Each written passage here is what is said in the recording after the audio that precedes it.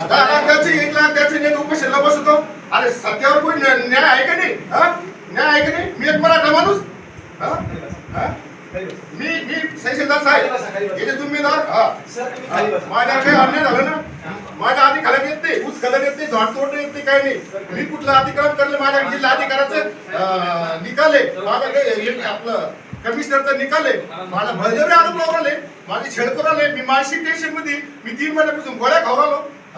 याचा अर्थ असा होता का याला सरपंच वाचव ओपन जागेवर? 8 दिवस झालेला मी निवडून आलो, माझ्या विरोधात कलेक्टरला गेला, कलेक्टरला गेला, मला बस काढायसाठी ऐश्वर्य आणला. मग मरून जाईन मी. बघा तुम्ही काय करणार आहात, आम्ही त्याच्यावरचा कोणताही आक्षेप तुमच्यावर घेतलेला नाही.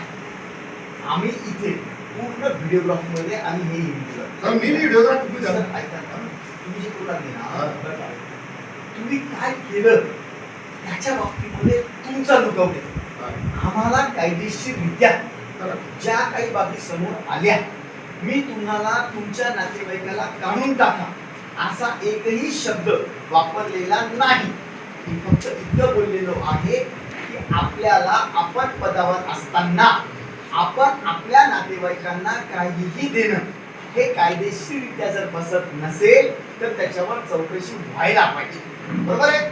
तुम्ही चूक केलं, तुम्हाला गोळ्या चालू आहे, तुम्हाला आम्ही इतकीच विनंती करू शकतो की तुम्ही तुमच्या गोळ्या चालू होईल असं कृत्य करू नका, हे आम्ही सांगू शकतो. बरोबर आहे की नाही?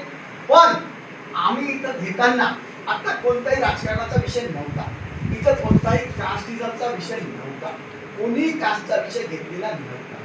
इथं प्रकरण चालू आहे, तुमचं आम्ही शांततेत सगळं ऐकलं. इथं तुम्ही आले कधी? मी तुम्हाला आज हिअरिंगला नाही बोलवलं, तुम्हाला हिअरिंग शब्द वापरला म्हणजे याचा काही सुनावण्याचे पावर नाही मला.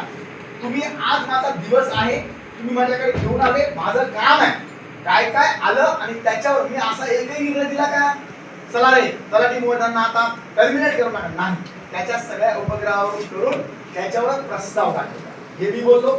वन खात्याला काय बोललो? मी डायरेक्ट निर्णय दिला का मी देऊ शकत नाही. बरोबर आहे?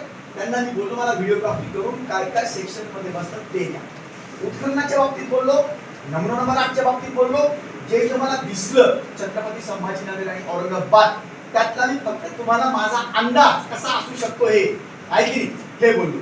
म्हणून कोणताही अन्याय तुमच्यावर झालेला नाही, तुमच्यावर कोणताही जातीवादीचा काही विषय झालेला नाही, तुमच्यावर कोणत्याही प्रकारचं राजकारण करायचं आहे की तुम्ही कोणाला निवडून आणलं आणि कुणाला सरपंच बनायचं आहे, हा काही पॉलिटिकल ग्राउंड नाही. म्हणून कृपया तुम्ही बगैर कामाचे आमच्यावर ॲलिगेशन लावू नका.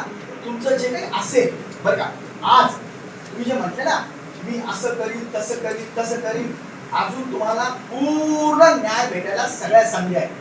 लक्षात घ्या, मागच्या वेळेला असं झालं सगळं. तुम्ही तुमचं म्हणणं इथं मांडू शकता. तुम्हाला असं कधी एखादा निर्णय झाला का तुमचं म्हणणंच ऐकून नाही घेतलं आणि वन साईड निर्णय दिला? असं कोणी करू शकत नाही.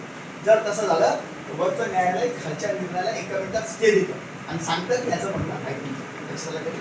म्हणून कृपया इतकं उद्विग्न होऊन जाण्याची गरज नाही. तुम्हाला तुम्ही करेक्ट असाल तर तुम्हाला सगळ्या संध्या दिल्या जातील.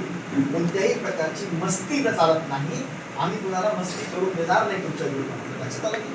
आता शांततेत जा. काहीही याच्यामध्ये कोणताही तुमच्यावर अन्याय झालेला नाही किंवा केलेला नाही. अजून सगळं हे प्राथमिक दृष्ट्या आमच्या समोर आलेलं आहे. नंबर 1. नंबर 2, हे प्रकरण सुरुवातीला कोण घेऊन आला माझ्याकडे?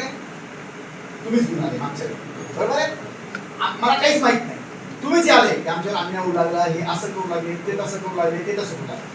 आमचं काम आहे की आदेशित करून ह्याच्यात काय सत्य त्यातील पडताळायची. बरोबर? यांनी उत्खननाच्या बाबतीत बोलले, मी साहेबांना फोन केला.